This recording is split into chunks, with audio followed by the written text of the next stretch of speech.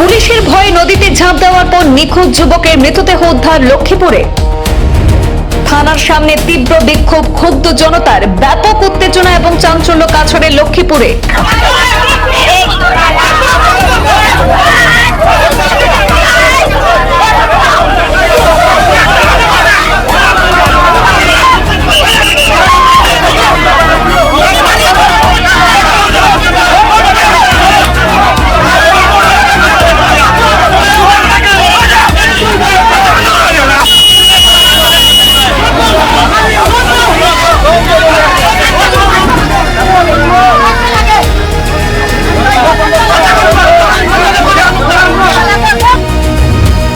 নদীর বগলাপাড় এলাকা থেকে উদ্ধার করা হয়েছে নিখোঁজ মোহিত কানুর দেহ।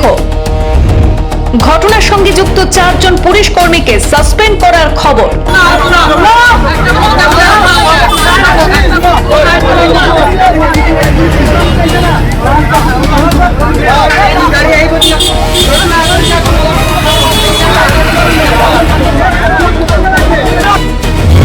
কাছাড় জেলার লক্ষ্মীপুরে পুলিশের ভয়ে নদীতে ঝাঁপ দেওয়া নিখোঁজ হওয়া মোহিত কানুর মৃতদেহ উদ্ধার করা হয়েছে আজ সোমবার। স্থানীয় সূত্রে জানা গেছে, ঘটনাস্থল থেকে প্রায় 3 কিলোমিটার দূরে বগলাপাড় এলাকার চিরি নদীর পাড়ে মৃতদেহটি উদ্ধার হয়েছে। আর এরপরেই এলাকা জুড়ে তীব্র উত্তেজনা ছড়িয়ে পড়ে। গতকাল রাতেও এই ঘটনা নিয়ে উত্তেজনা ছড়িয়ে পড়েছিল এলাকা জুড়ে। তাদের তীব্র দাবি ছিল যে যত তাড়াতাড়ি সম্ভব নিখোঁজ যুবককে উদ্ধার করার জন্য।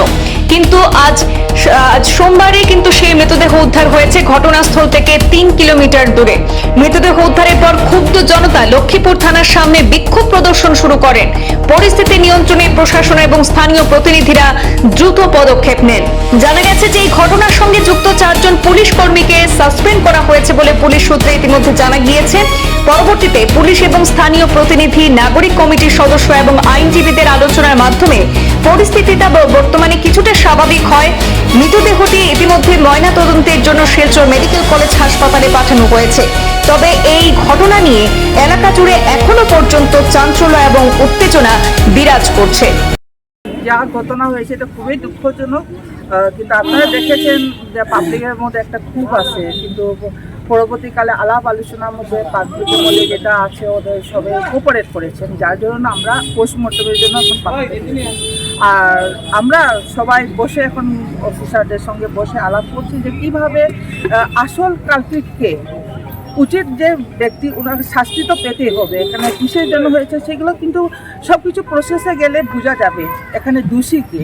শুধু শোনা কথা দিয়ে বা মুখে কেউ শুনেছেন কেউ এরকম জেনেছে এইভাবে হয় না। আপনারা জানেন আইনের মতনে কাজ করবে, দোষী বের করতে হবে এবং কেন পাঠিয়েছে, কে পাঠিয়েছে, কারা ইনফরমেশন করে, এই সমস্ত কিছু কিন্তু আর কারা গিয়েছিলেন, এই যে এখানে পুলিশ গিয়েছিলেন বা ব্যাটালিয়নে এমনি তো যায়নি, নিশ্চয়ই কিছু একটা ইনফরমেশন পেয়ে বা কেউ কারু এইতে গিয়েছেন ওরা, যে এইগুলোর কথা কিন্তু সব কিন্তু এই মধ্যে চলে আসবে, ইনভেস্টিগেশনে চলে আসবেন।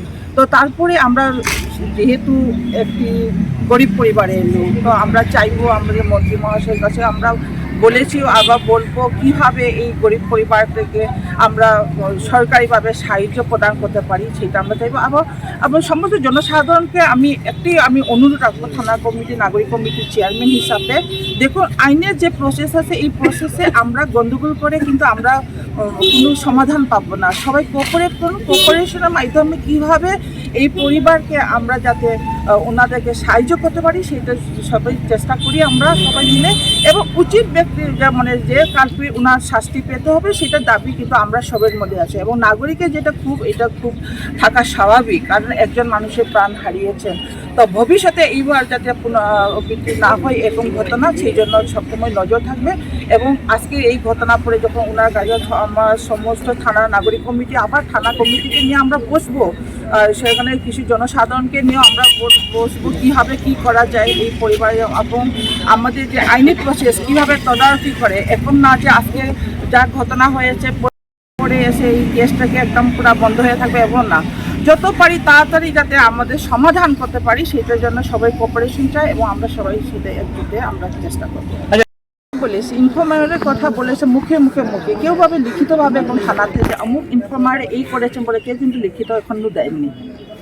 যদি সাহস করে যদি কোনো ব্যক্তি যদি লিখতে পারে যে এই ব্যক্তি দ্বারা আমাদের লক্ষ্মীপুরে এই ঘটনা হয়েছে, বা থানার কোনো অফিসারের সাথে ওনার এই যোগাযোগ আছে, এখন যদি লিখিত সাহস করে যদি কোনো মানুষ যদি দিয়ে থাকে, নিশ্চয় আমরা এটার উপরে আমরা পদক্ষেপ নেব, এটা আমরা আশ্বাস দিয়েছি আপনাদেরকে। কই একটা জায়গা আছে আমরা যেটারে লালাং পার্ট 4 কই আর উজান তারাপুর সামনেই, তো ওই জায়গাতে ভাসিয়া উঠায়, ওইখানের জনগণের খবর দেওয়ায় জানা গেছে। প্রতিক্রিয়া হওয়ার লেগে এই প্রতিক্রিয়াটা আমরা পুলিশের তরফ থেকে আমরা পাইছি, আমরা যে আশ্বাসন পাইছি যে পুলিশে কইছে যে যে দোষ করছে তার সাজা হইব, যার প্রতি পাবলিকের আছিল সন্দেহ আছিল তার মধ্যে 4 জনের মধ্যে 2 জন এপি ব্যাটালিয়নের এবং 2 জন আসাম পুলিশের। এর লেগে যারা 2 জন আসাম পুলিশের আসলো তারা 2 জনকে কালকে সাসপেন্ড করা হয়েছে। যে 2 জন এপি ব্যাটালিয়নের আছিল এই 2 জনকে এপি ব্যাটালিয়নে তারা হ্যান্ড ওভার করা হয়েছে যে তারা এইভাবে কাজ করছে, আপনারা ডিসিপ্লিনারি অ্যাকশন যেটা নিবার আছে ডিসিপ্লিনারি প্রসিডিংটা আপনারা ড্র করেন। এইভাবে কোয়া হয়েছে। মন্ত্রী ডিজিপির সঙ্গে রাত্রে আলাপ করছেন, আজকে সকালে আলাপ করছেন, এসপির সঙ্গে কালকে রাত্রে আলাপ করছেন এইসব ব্যাপারে। আরও এসপির সঙ্গে এটাও আলাপ করছেন যে তার ক্ষতিপূরণ কিভাবে পাওয়া যায় এবং ভালোভাবে কিভাবে ইনকোয়ারি হওয়া যায়, এগুলো আলাপ করছেন এসপি। আমরা যেহেতু কাঁচা ভাষায় কইলাম, এর লেগে এরকম শর্টকাটে হয়ে যায় জিনিসটা। ডিসিপ্লিনারি অ্যাকশন, কম্পেনসেশন কীভাবে ফ্যামিলিরে দেওয়া যায়।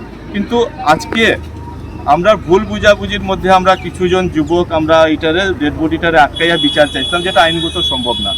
আইনগত হইতে হইলে আইনের রাস্তায় যাওয়া লাগবো, পুলিশের মাধ্যমে ফরওয়ার্ড হওয়া লাগবো, ইনকোয়েস্ট হওয়া লাগবো, পোস্টমর্টম হওয়া লাগবো, তারপরেই আমরা আইনত যে প্রক্রিয়া এই আইনত প্রক্রিয়াটা আমরা শুরু করতে পারবো। এইগুলা সবার সঙ্গে আলাপ আলোচনা করার পরে সবাই জিনিসটা বুঝতে পারায় এখন আমরা পোস্টমর্টমের লেগে পুলিশের হেফাজতে দিয়া ফ্যামিলি মেম্বারের লগে একজন দিয়া আমরা পোস্টমর্টমে পাঠাইবার চেষ্টা করতেছি। এখন যেহেতু মোহিতের মা বাবার দেখার ইচ্ছা, এখন মোহিতের ঘরে যাওয়া হয়েছে, ওইখান থেকে সিধা মেডিকেল কলেজে যাওয়া হইব।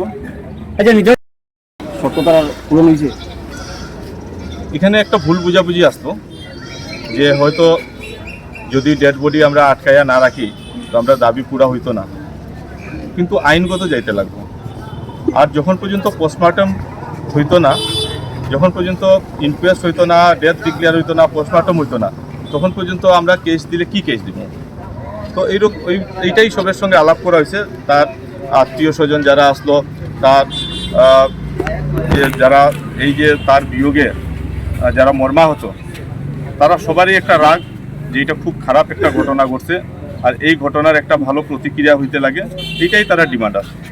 আর যেহেতু এই ঘটনাটা গতকালকেই ঘটছে, কিন্তু গতকাল থেকে এনডিআরএফ, এসডিআরএফ, প্রশাসনের যত সহযোগিতা, মন্ত্রীর সাহায্য যতটা লাগে, কৌশিক রায় মন্ত্রী আসামের, ওনার যা সহযোগিতা লাগে সব রকমেরই সহযোগিতায় আজকে বডি পাওয়া গেছে। হয়তো কেউ কইতে পারে যে বডিটা পাবলিকে পাইছে, কিন্তু এটা এনডিআরএফ, এসডিআরএফ যদি নদীতে যদি যে তারা যে সিস্টেমের যে জলটারে গুলা করে, ওইটা যদি না হইলে ওই ভাসে থাকে, একটু সময় লাগে, 2 দিন 3 দিন লাগে। কিন্তু এটা যে 24 ঘন্টার কম লাগে, অনেক কম, 24 ঘন্টার অনেক কম, 14-15 ঘন্টার ভিতরে যে ডেড বডিটা ভাসিয়া উঠছে যে, তো তারপরে আমরা জানলাম যে মোহিত কানু মানে এই নদীর জলে প্লাবিত হইয়া যে ডেড বডি আমি মুখে কইলাম, কিন্তু আইনগত এখনও কইতে পারি না, এই কারণ কোনো ডাক্তারই এখনও ডিক্লেয়ার করছে না।